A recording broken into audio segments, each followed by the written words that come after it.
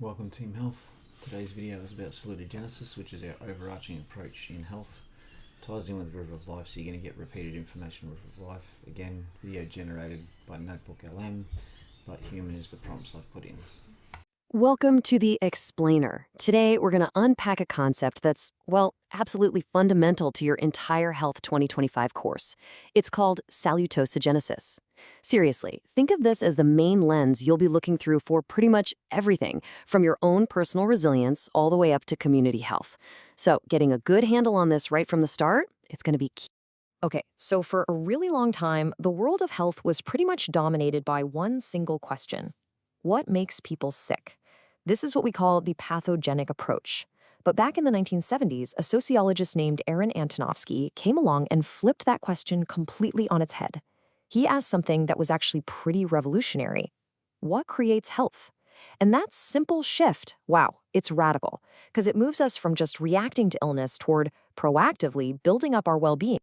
And with that simple but really profound question, he gave us a whole new direction for understanding our well-being, a brand new compass for navigating our health that he called salutogenesis.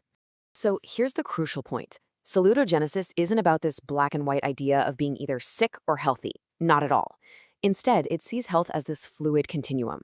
You're always somewhere between a state of total ill health, which Antonovsky called dis-ease, and a state of total health, or ease. The goal isn't just to dodge getting sick. It's about actively moving yourself toward that ease side of the spectrum, using all the resources you have available. Now, to make this powerful idea a little easier to get our heads around, Antonovsky came up with this brilliant metaphor, and it's one you'll be using again and again throughout your course. He called it the river of life. He asked us to stop thinking about our lives as some kind of predictable, straight path. Instead, I want you to imagine your life is a dynamic, sometimes turbulent, and always moving river. And this quote just gets right to the heart of it. The salutogenic approach totally accepts that life is always going to have its dangers and challenges. The point isn't to try and avoid the water or to just stand on the bank waiting to be rescued. Nope. The goal is to become a stronger, more skilled swimmer. So in this metaphor, the river itself, well, that represents the entire context of your life. It's your unique mix of personal, social, and environmental circumstances. You know, the speed of the currents, the temperature of the water, even the weather overhead. And of course, you are the swimmer in that river. You're the one who's constantly navigating your way through all its twists and turns and challenges. The two banks of the river, they represent that health continuum we were just talking about. One bank is dis-ease, a total absence of health. The other is ease, or total health. And as the swimmer, your position in that river is constantly shifting, moving you closer to one bank or the other. This brings us to a really interesting take on stressors. In our river metaphor, stressors are the dangerous currents, the sharp rocks, the unexpected waterfalls. But crucially, they aren't just seen as negative things to be avoided. They are the very challenges that force us to become stronger, more adaptable swimmers. So if life is a river that's just filled with stressors, how do we actually become better swimmers? Well, it's all about the resources we have at our disposal. We use what Antonovsky called general resistance resources, or GRRs for short. These are, quite literally, anything and everything that helps you cope with the river. You can think of them as your swimming lessons, your life jacket, your knowledge of the river map, and even the friends who are swimming right there alongside you. And these resources, they're incredibly diverse. They can be internal things, like your own self-esteem or your knowledge. They can be social, like the support you get from your family. They can even be environmental, like having access to safe housing or green spaces.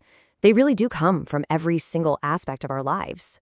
And this is exactly how it connects directly to your course. In Unit 1, you're going to be focusing on those personal resources. This is where you'll build up the tools within yourself. Things like your resilience, your coping skills, to become a fundamentally stronger swimmer. Then, in Unit 2, we're going to zoom out a bit to look at your immediate social circle. You'll get to explore how your peers and your family act as critical resources. They're essentially your support crew in the river, helping you navigate those currents together. And then in Unit 3, you'll zoom out even further. You'll analyze how the wider community, your school, your city, even national policies, provides resources that can actually change the river itself, making it a safer and easier place for everyone to swim. All right, here is where it all comes together. Understanding salutogenesis isn't just about some abstract theory. It's the actual foundation for the practical models and frameworks you'll be using all through Health 2025. Think of it like this. Each model you're going to study is like a specialized toolkit for putting this salutogenic thinking into practice. For your personal health in Unit 1, you'll use the PERMA Plus model to build personal resources. For your peers and family in Unit 2, you'll apply the social cognitive theory. And for the big picture community stuff in Unit 3, you'll have the social ecological model. They all stem from this one single powerful idea: finding and building resources for health. So, the crucial takeaway, the big shift, is all about perspective. Salutogenesis moves us beyond this mindset of just surviving or avoiding danger. It empowers us to ask a much more constructive, a much more powerful question.